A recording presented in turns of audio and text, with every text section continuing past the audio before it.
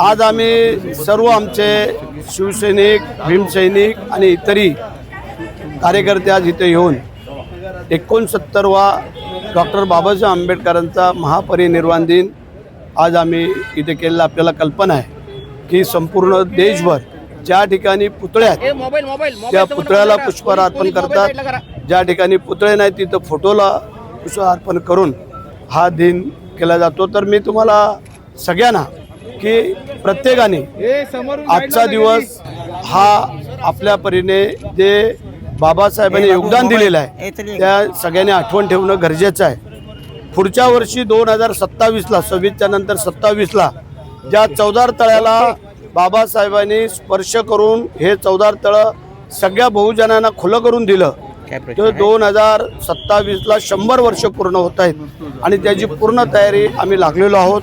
त्या पाण्याचं सुशोभीकरण कसं करायचं, आजूबाजूचं सुशोभीकरण, चौदार तळ्याचं पाणी पिण्यालायक कसं करता येईल ह्याच्यामध्ये आमचं शासनाचं जास्त ध्यान आहे। आणि म्हणून जे मी परवाही सांगितलं की जशी आम्ही शिवसृष्टी रायगडच्या पायथ्याला करतोय तशी भीमसृष्टी या चौदार तळ्याच्या जवळपास क्रांतीभूमीच्या तिथं करायचं आमची मानस आहे, योजना आहे आणि त्यासाठी सगळ्यांनी सहकार्य करावं असंही मी आवाहन करतो। जय हिंद, जय महाराष्ट्र, जय भीम।